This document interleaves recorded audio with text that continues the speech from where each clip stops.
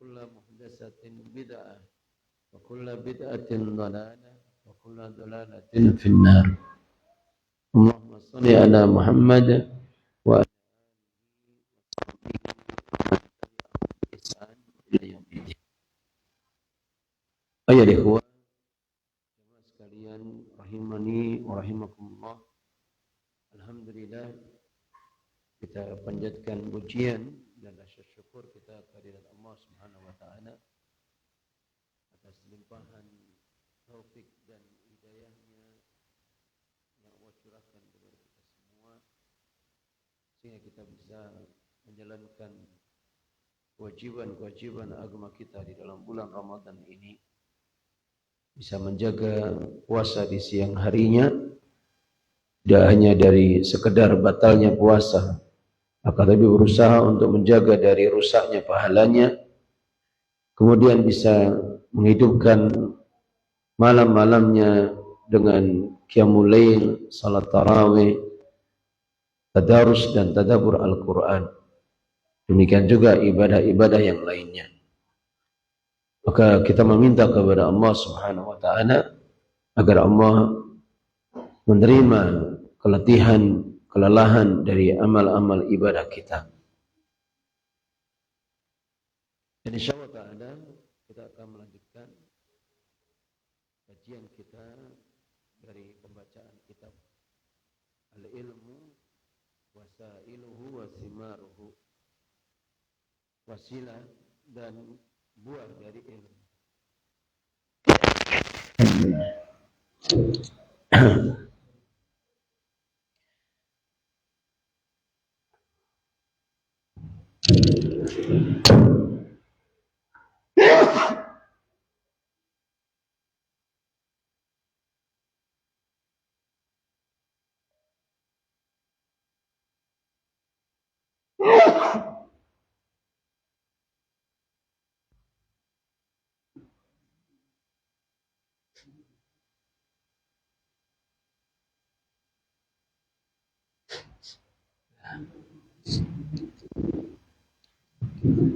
Baik.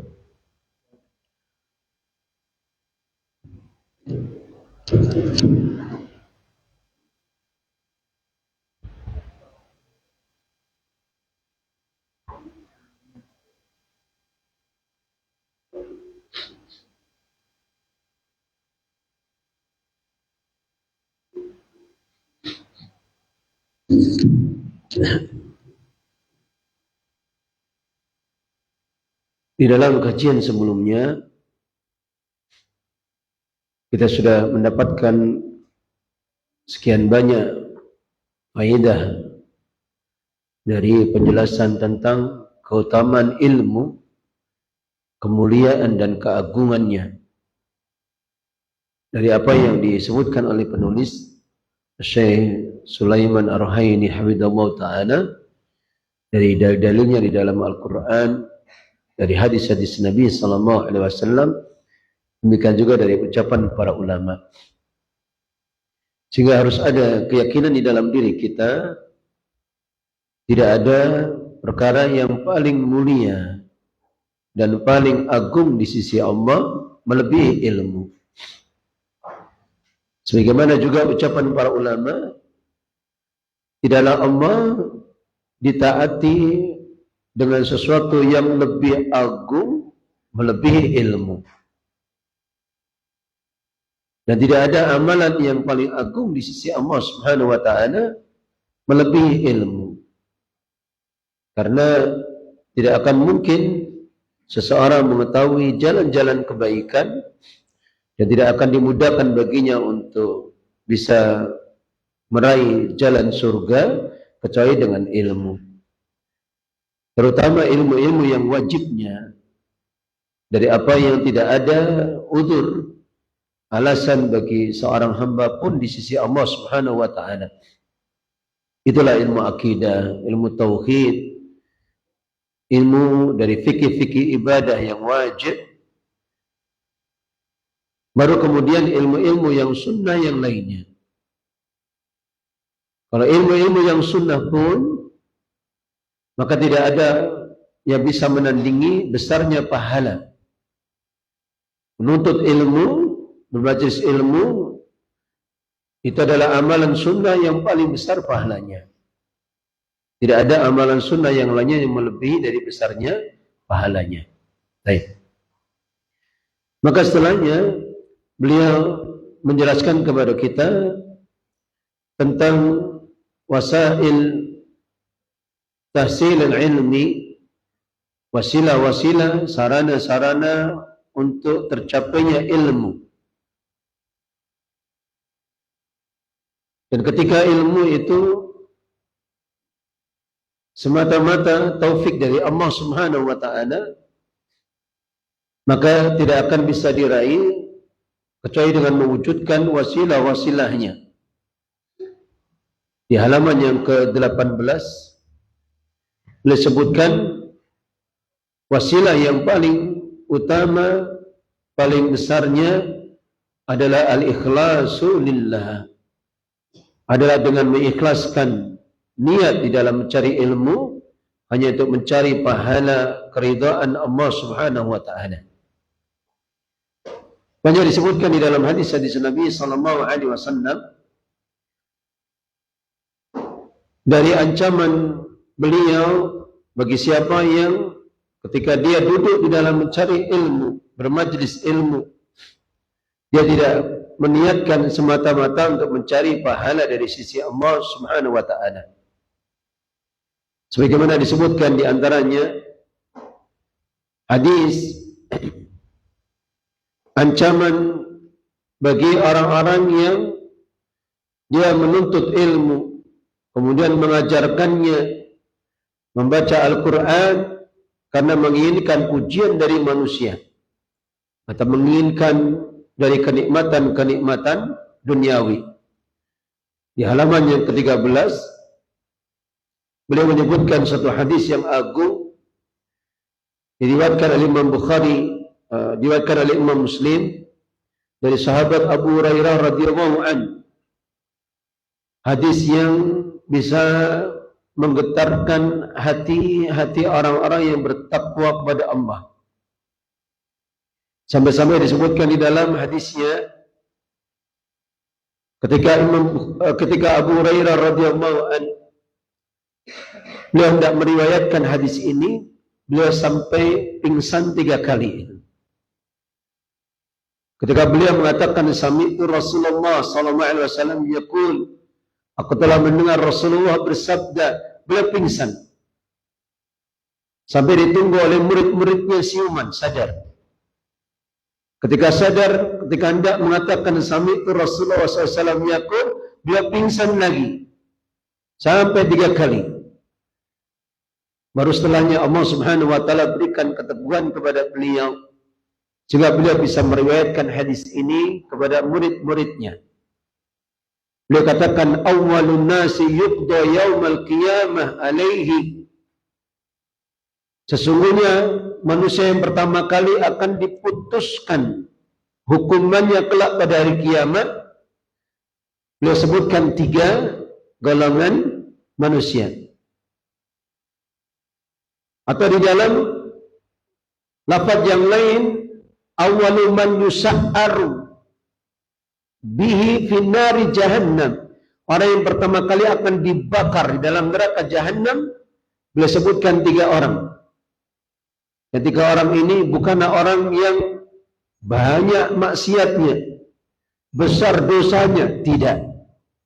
Tapi 3 orang ini adalah orang-orang yang melakukan ibadah yang agung kepada Allah Subhanahu wa taala. Yang pertama beliau katakan rajulun ta'allamal ilma wa 'allamahu wa qara'al Qur'ana. Dialah seorang hamba yang telah mempelajari ilmu dan mengajarkannya. Dan dia telah membaca Al-Qur'an.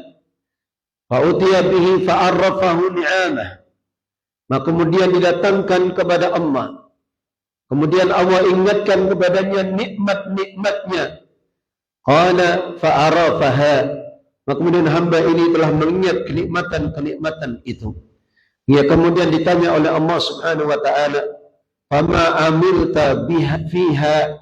Apa yang telah engkau amalkan pada nikmat-nikmat itu? Qala Kemudian hamba ini mengatakan ta'allamtul ilma wa 'allamtuhu wa qara'tu fikal qur'ana. Aku telah mempelajari ilmu dan mengajarkannya, dan aku telah membaca Al-Quran di jalanmu. Maka kemudian Allah Ta'ala berfirman kepadanya, kadzabta, engkau telah berdusta, wa innama ta'allamta liyuqala 'alimun wa qara'ta al-Qur'ana liyuqala huwa qari'un wa qad qila. Dan sesungguhnya engkau mempelajari ilmu agar engkau dikatakan sebagai seorang yang alim, orang yang berilmu, dan engkau membaca Al-Quran agar engkau dikatakan seorang qari, orang yang bagus bacaannya. Waqad qila, dan sungguh pujian itu telah disebutkan untukmu. Artinya Allah Ta'ala mengetahui hakikat yang tersembunyi dari rahasia di dalam hatinya, dan Allah singkapkan itu kelak pada hari kiamat. Sehingga hamba-hamba yang sepertinya akan dihinakan oleh Allah Subhanahu wa Ta'ala. Berbalik dengan apa yang menjadi tujuannya. Dia ingin mencari pujian dari makhluk, maka balasannya dia akan dihinakan oleh Allah Subhanahu wa Ta'ala. Summa umira bihi fasuhiba ala wajhihi hatta ulqiya finnar. Kemudian diperintahkan untuk diseret hamba ini di atas wajahnya sampai dilemparkan ke dalam api neraka. Maka hadis ini adalah hadis yang memberikan tanbih kepada kita agar siapa saja yang sudah tergerak hatinya untuk duduk di majelis ilmu, belajar ilmu agama, terutama mereka yang belajar dengan tahapan-tahapannya, bukan sekadar orang yang belajar duduk di majelis ilmu secara umum, maka hendaknya dia berusaha untuk memahami salah satu wasilah yang agung yang menjadikan keberkahan pada ilmunya. Dia berusaha untuk mewujudkan keikhlasan di dalam mencarinya. Karena tidak ada fitnah ujian bagi seorang penuntut ilmu melebihi dari niatnya. Melebihi dari niatnya. Dan ini dijadikan oleh syaitan untuk memalingkan kebaikan, keberkahan ilmu itu dari seorang hamba. Dan semua kita bisa menyadarinya. Semua kita bisa merasakannya itu. Termasuk antum. Jenengan bisa merasakan itu. Ketika awal pertama kali belajar ilmu agama, maka kita masih bisa khudu itu. Bisa tawadu. Kita masih merasa bodoh, kemudian ingin mendapatkan ilmu. Tapi perhatikan, ketika Allah sudah mulai memberikan kemudahan ilmu kepada kita, sudah mulai bisa baca Al-Quran dengan baik, sudah mulai bisa memahami bahasa Al-Quran, bahasa hadis Nabi Sallallahu Alaihi Wasallam, sudah dikokohkan dasar-dasar ilmu, ada padanya taksilul ilmi, maka baru kemudian akan muncul di dalam diri kita perasaan kita sudah memiliki ilmu apa yang tidak dimiliki oleh orang lain. Sehingga biasanya akan muncul rasa ujub itu. Dan ini tahapan yang semua orang akan merasakannya itu. Awalnya merasa jahil, setelah itu merasa lebih tahu. Sehingga dia merasa lebih berilmu dibandingkan yang lainnya. Muncul rasa ujub. Muncul kebanggaan. Sehingga dia magrur, tertipu itu. Dia merasa lebih punya ilmu dibandingkan yang lainnya. Nah ini pintu-pintu syaitan yang pasti Allah akan uji seorang hamba itu dengannya. Hanya saja sebagaimana disebutkan di dalam banyak nasihat para ulama, kapan seorang terus bersabar di dalam menuntut ilmu, dia akan melampaui marhalah ini. Dia akan melampaui tahapan ini sehingga ketika semakin lama dia belajar baru akan tersadarkan. Ternyata justru ketika semakin lama belajar, semakin bersabar duduk di dalam majelis ilmu, akan semakin menyadari ternyata masih terlalu banyak perkara-perkara yang tidak kita ketahui. Masih terlalu banyak ilmu-ilmu yang tidak kita pahami. Baru kemudian Allah jadikan hati itu khudu, tunduk itu. Merasa apa? Betul-betul jahil itu. Ini tahapan yang pasti akan kita lewati. Oleh karena itulah, hendaknya seseorang berhati-hati di dalam menjaga niatnya. Terlebih lagi ketika kita membaca peringatan-peringatan dari Nabi Sallallahu Alaihi Wasallam. Di antara yang disebutkan, masih di halaman 13. Beliau bersabda, "Man ta'allama ilman mimma yubtagha bihi wajhullah la yata'allamu ila yusiba bihi aradan fit minad dunya lam yajid arfal jannati yaumal qiyamah." Nabi sallallahu alaihi wasallam bersabda, "Barang siapa yang mencari ilmu dari apa yang hendaknya, sepantasnya, seharusnya dicari dengan mengharapkan wajah Allah Subhanahu wa taala. Dia hanya menginginkan untuk raful jahli, menghilangkan kebodohan. Dia mencari ilmu hanya untuk mengamalkannya agar semakin mendapatkan ridhanya Allah. Tapi kemudian la yata'allamuhu illa yusiba bi aradan minad dunya." Dia tidak mempelajarinya kecuali hanya untuk mendapatkan kenikmatan dari dunia, maka dia tidak akan mendapatkan baunya surga kelak pada hari kiamat. Dia tidak akan mendapatkan baunya surga. Dan batasan-batasan di dalam masalah ini itu sesuatu yang bisa jadi mungkin terasa halus, lembut, dan banyak di antara kita yang tidak menyadarinya. Seperti dicontohkan oleh beberapa para ulama, para masyayikh. Misalkan kita belajar ilmu yang ada di dalamnya itu keinginan mencari ijazah. Ini suatu hal yang lembut sekali itu. Maka kalau ijazah itu hanya jadi wasilah saja, maka tidak mengapa seseorang untuk mencarinya. Tapi kalau dia menjadikan ijazah itu sebagai apa? Sebagai legalitas atau sebagai apa istilahnya? Tazkiyah, sebagai pengakuan, nah ini hati-hati. Sesuatu yang kita khawatir Allah justru menghilangkan keberkahan dari ilmu kita. Allah akan menghilangkan keberkahan dari ilmu kita. Karena semua perkara yang memang tidak dijadikan sebagai tujuan yang paling utama untuk mencari pahala di sisi Allah Subhanahu wa taala, maka tidak lebih hanya segera menjadi wasilah. Atau disebutkan di dalam hadis yang lain di halaman setelahnya, Nabi sallallahu alaihi wasallam juga bersabda, "Man talabal ilma liyujariya bihil ulama." Barang siapa yang mencari ilmu agar dia bisa mendebat para ulama. Yujari itu artinya membantah, tapi tidak dengan adab. Hanya untuk menunjukkan keburukan, kesalahan seorang ulama. Ini kadang menjadi ujian bagi kita. Ada di antara murid-murid kadang senang kalau gurunya salah, lalu bisa menunjukkan kesalahannya. Nah, ini hati-hati. Auliyumariya bihi sufaha, atau untuk membantah orang-orang yang bodoh. Au yasrifa bihi wujuhan nasi ilaihi, atau dia ingin memalingkan wajah-wajah manusia itu kepadanya agar memuliakannya, mengutamakannya.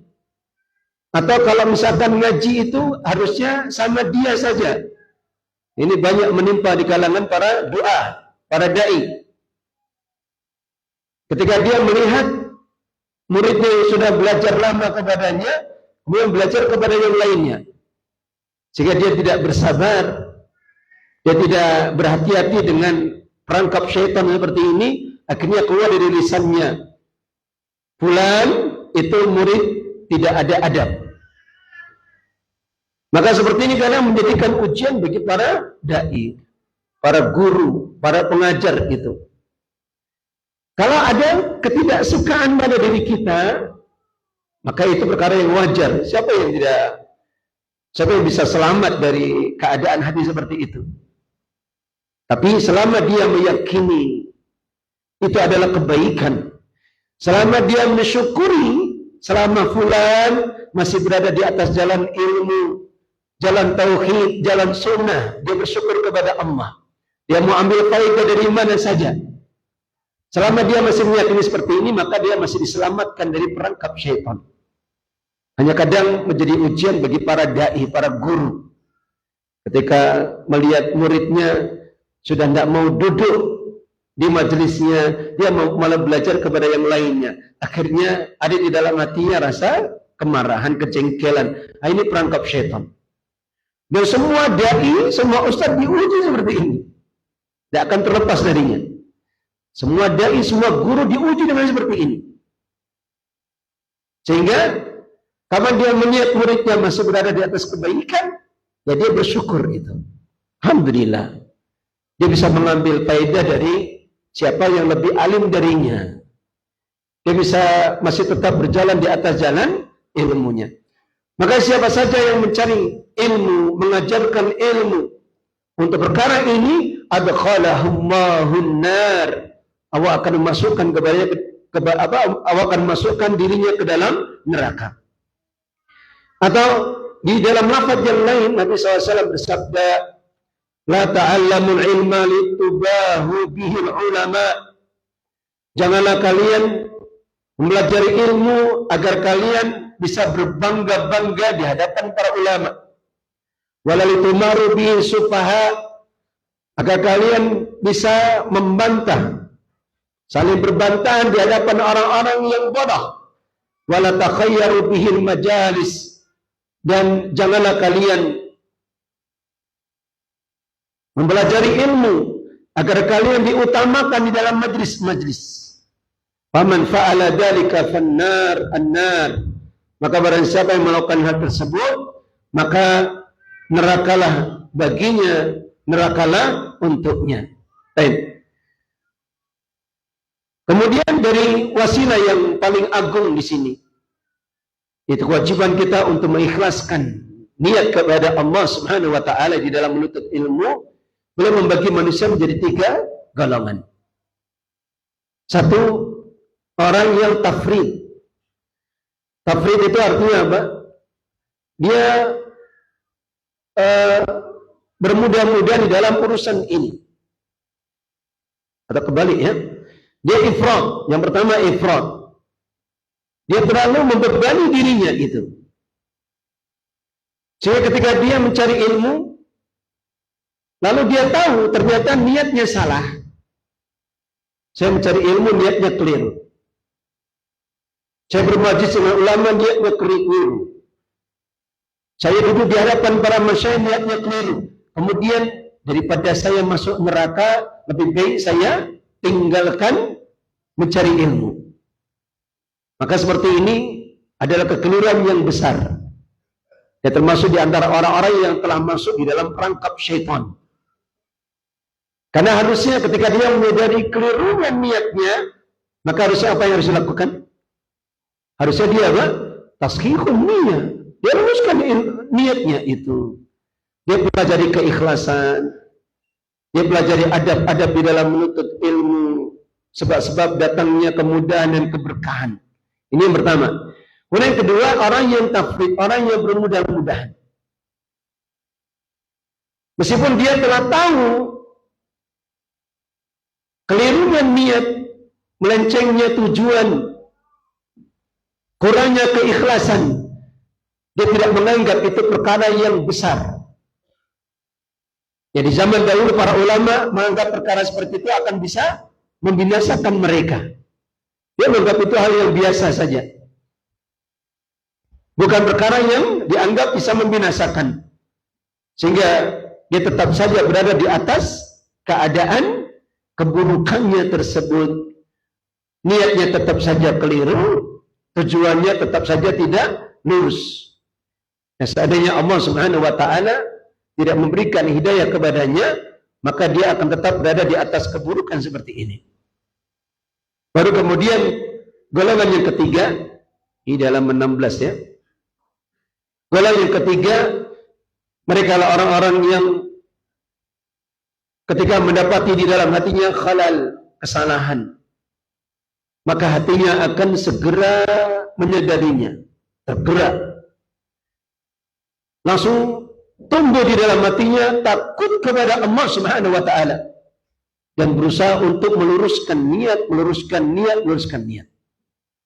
Ya, karena memang tidak ada urusan yang paling berat di dunia ini melebihi urusan apa? Keikhlasan. Sama halnya tidak ada sesuatu yang paling berat untuk diobati kecuali apa? Penyakit riya. Sesuatu yang merusak keikhlasan. Sebagaimana disebutkan oleh para ulama, Al-Imam At-Tutusi rahimahullah ta'ala mengatakan, a'azu syai' fid dunya al-ikhlas. Perkara yang paling berat di dunia itu adalah keikhlasan. Fa innahu laisa lahu min nasibin. Kenapa? Karena sungguh tidak akan ada bagian orang yang ikhlas itu bagian sedikit pun di dunia ini. Orang yang ikhlas itu harus siap-siap tidak dipandang, tidak dianggap, siap-siap ditinggalkan ucapannya, siap-siap tidak dimuliakan. Ini orang yang ikhlas. Ya, ketika seorang hamba tidak memahami hakikat yang agung seperti ini, maka sungguh sedikit sekali bagi orang-orang yang ditimpa dengan ujian seperti ini dia akan selamat darinya. Atau di dalam ucapan yang lain, sebagian dari para ulama mengatakan, wa kam ajtahidu fi isqati riya'an an qalbi fa ka'annahu yanbutu ala launin akhar. Betapa aku telah bersungguh-sungguh untuk menghilangkan, menggugurkan riya itu dari hatiku, akan tapi seakan-akan riya itu tumbuh dalam bentuk yang lain. Riya itu seakan-akan muncul dalam bentuk yang lain. Terus-menerus akan diuji setiap diri kita dengan niat-niat yang menyimpang dari tujuan yang paling utama untuk mencari ridhonya Allah Subhanahu wa taala. Kalau amalan-amalan yang sudah sering kita amalkan, kita lakukan, maka biasanya akan ringan di dalam menjaga niat itu. Salat jamaah misalkan, berapa ribu kali kita melakukan salat jamaah? Sehari kalau 5 kali saja setahun berapa? 1000 ya? 365 hari misalkan. Seandainya kita menjaganya terus-menerus itu. Sudah apa? 1500-an itu.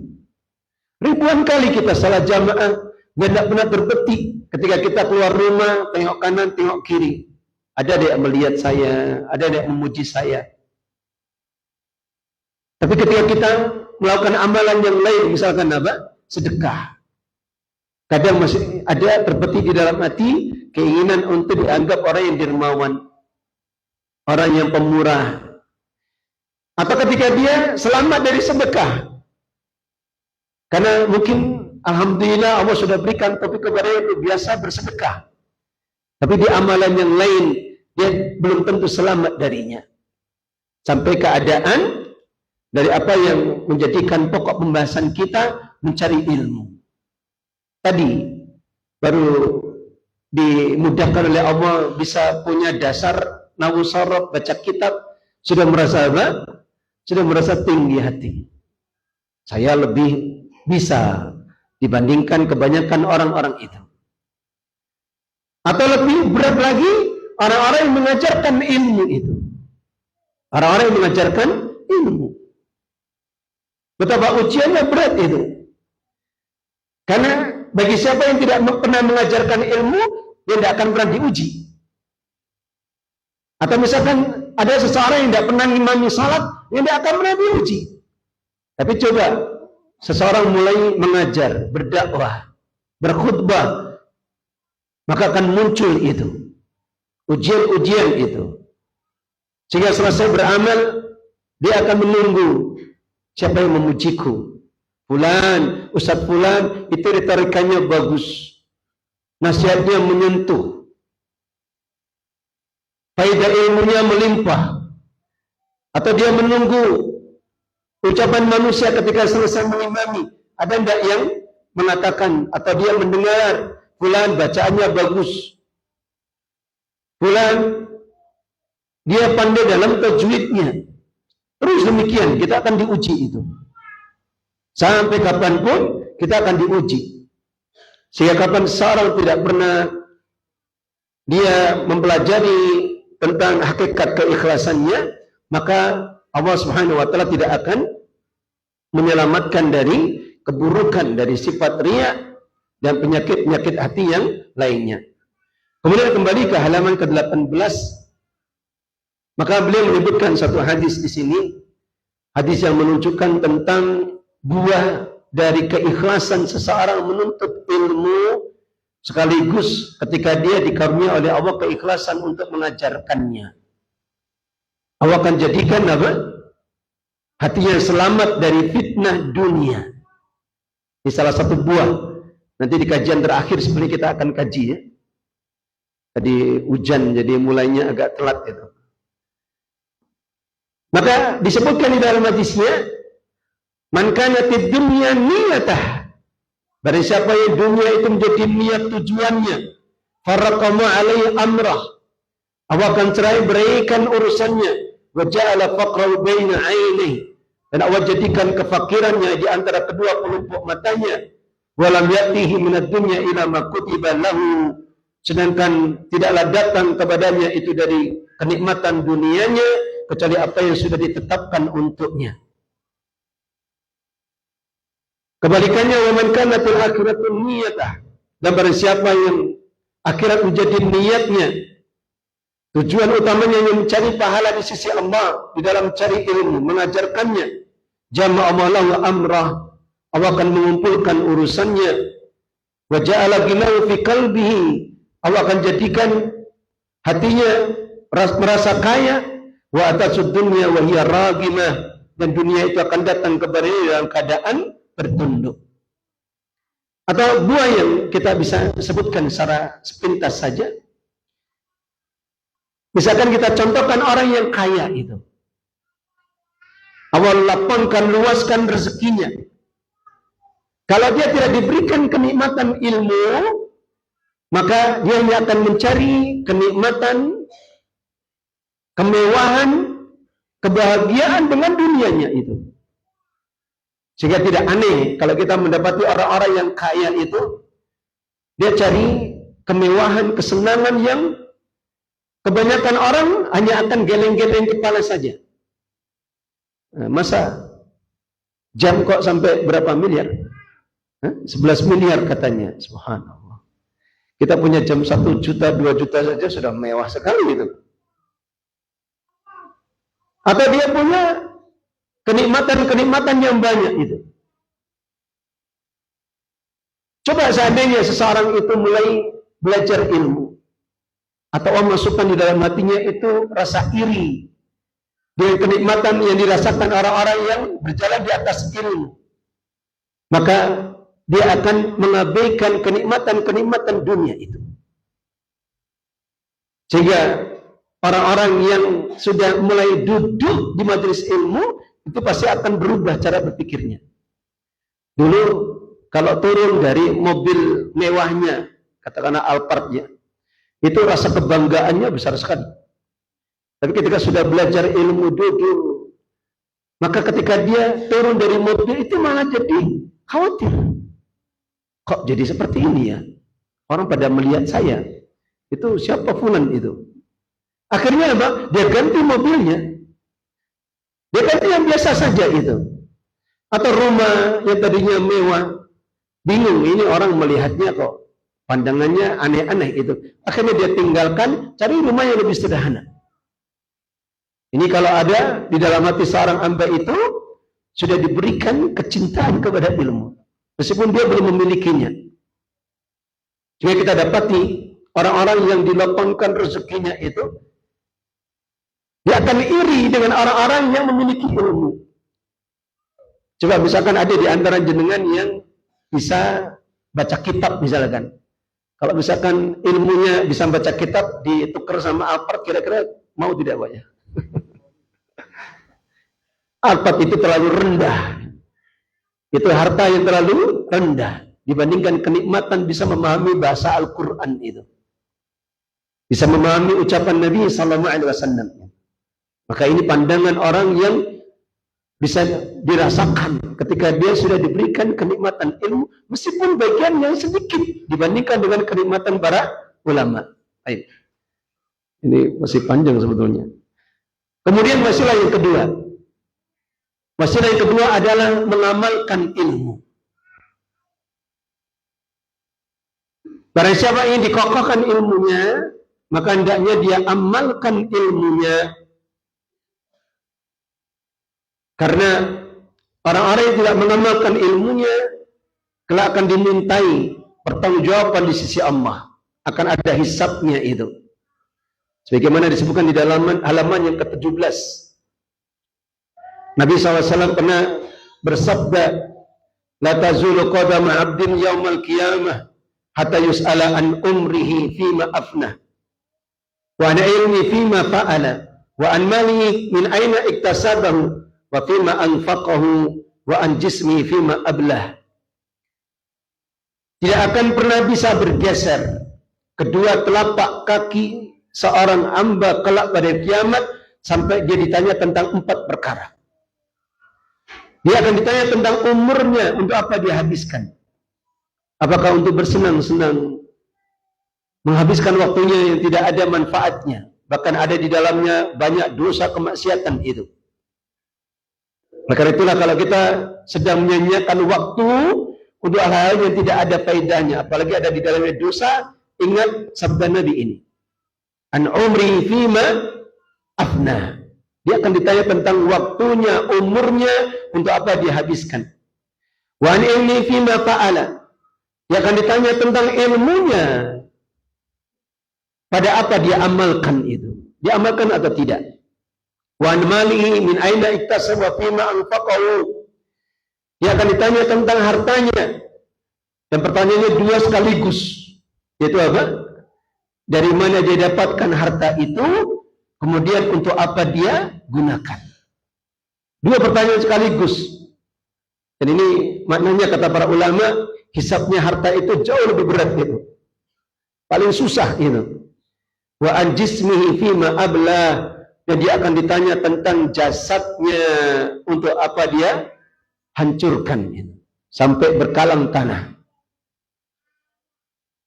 Maka orang-orang yang tidak mengamalkan ilmunya, yang pertama dia akan dihisab oleh Allah, yang kedua dia akan mendapatkan balasannya. Di hadis yang disebutkan di kalimat sebelumnya, Nabi pernah bersabda, "Ataitu lailatan usriya bi ala qaumin tuqradi shifahuhum bimaqarida min nar." Aku pernah mendatangi di malam aku di Isra Mi'rajkan oleh Allah Subhanahu wa taala. Aku mendatangi satu kaum yang bibir-bibir mereka itu digunting-gunting dengan gunting dari api neraka. Masya Allah. Maka kemudian aku bertanya, "Man haula'i ya Jibril?" Siapa mereka? Mereka ini wahai Jibril.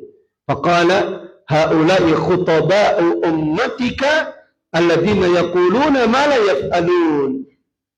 Mereka ini adalah orang-orang yang biasa berkhutbah di kalangan umatmu, biasa mengajarkan ilmu, orang-orang yang mengucapkan apa yang tidak mereka amalkan. Orang-orang yang mengajarkan apa yang tidak mereka amalkan, mengucapkan apa yang mereka tidak lakukan. Wa yaqra'una kitaballahi wa la ya'maluna bihi. Dan mereka adalah orang-orang yang senantiasa membaca kitab Allah dan mereka tidak mengamalkannya. Maka ini menjadi ancaman yang besar bagi orang yang diberikan ilmu. Termasuk orang-orang yang kita dapati di kalangan umat ini banyak hafal Al-Quran. Pondok-pondok tahfidz banyak sekali. Tapi sayangnya banyak hal yang tidak dipahami di dalam Al-Quran. Mereka hafal Al-Quran tapi tidak paham kesyirikan.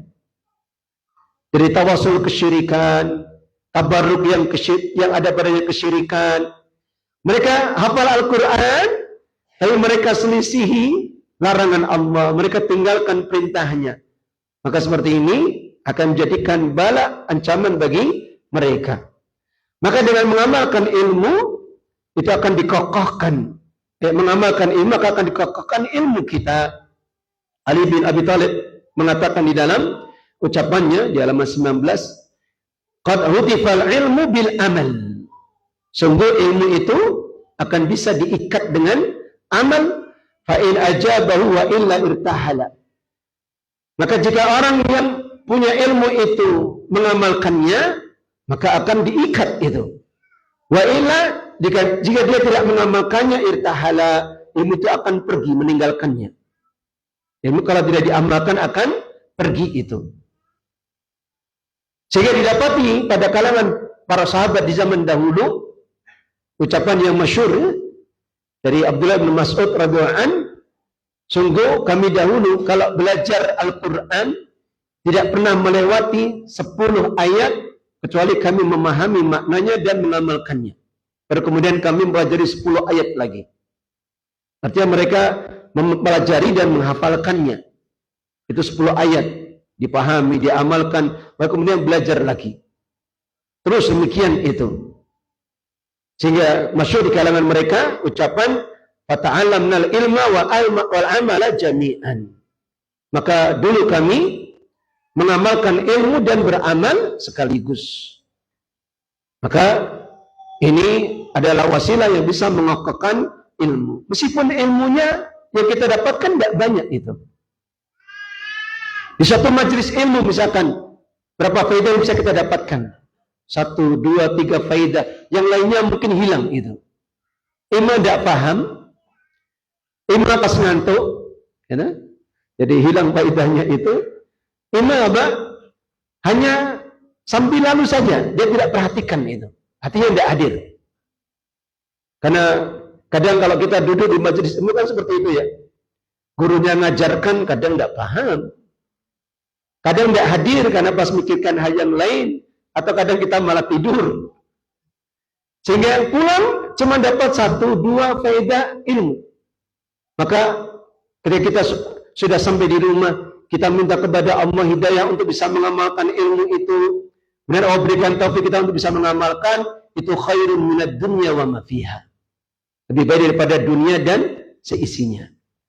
Berapa banyak ada orang-orang yang lama ngaji, tahunan, belasan tahun. Allah tidak kokohkan ilmunya, kemudian tiba-tiba kita mendengar fulan futur, meninggalkan istiqomahnya. Dan ini tentunya hal yang paling kita takutkan ini. Tapi berapa banyak orang-orang yang baru ngaji. Bahkan sebagiannya itu Masya Allah, orang-orang sudah sepuh ini.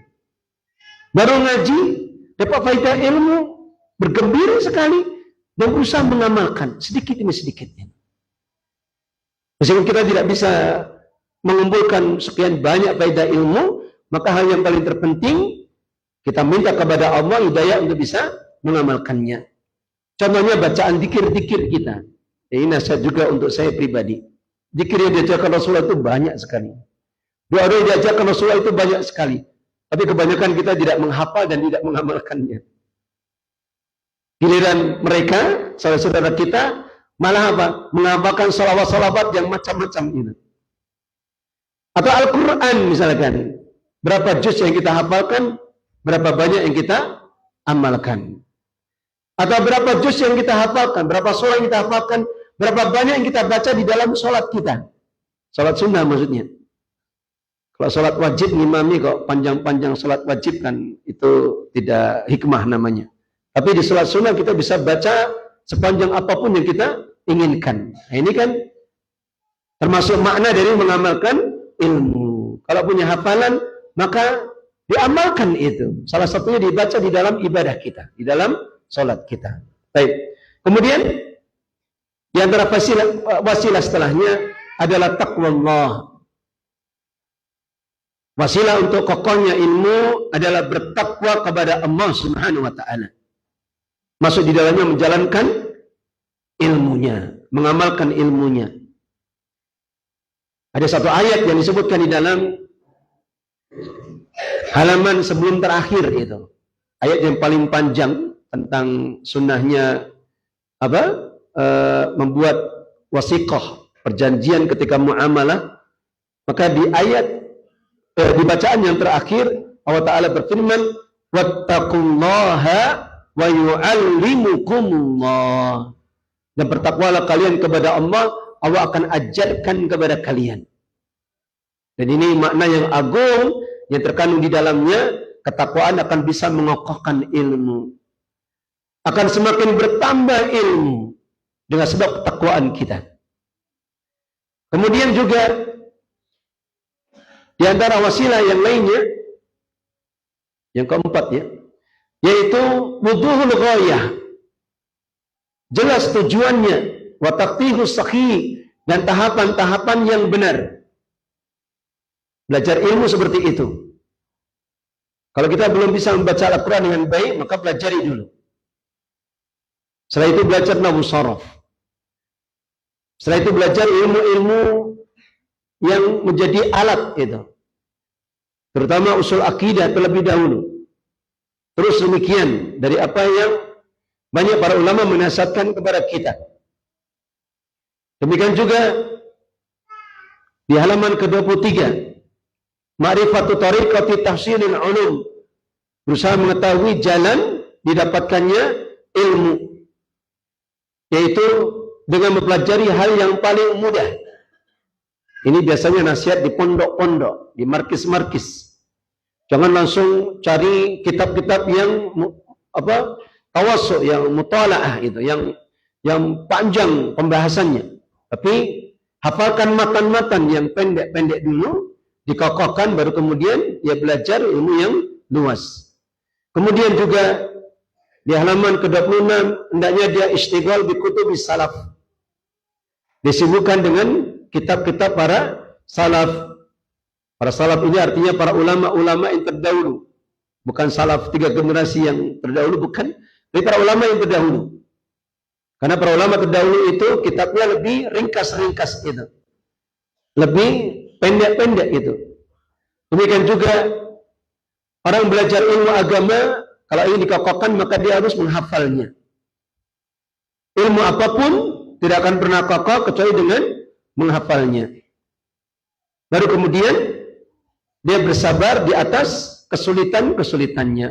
Dan ini pembahasan setelahnya, ini beliau banyak menceritakan kisah tentang para ulama, susahnya mereka, penderitaan mereka. Tapi sayangnya waktunya sudah mendekati waktu maghrib. Jadi mungkin di kajian yang terakhir insya-Allah ya, semoga kita bisa awali lebih awal ya. Kita akan sebutkan dulu nasihat-nasihat beliau berkaitan dengan kegigihan, kesungguhan, pengorbanan yang besar para ulama ketika mereka mencari ilmu. Baru kemudian pembahasan yang terakhir, buah dari ilmu yang kita pelajari.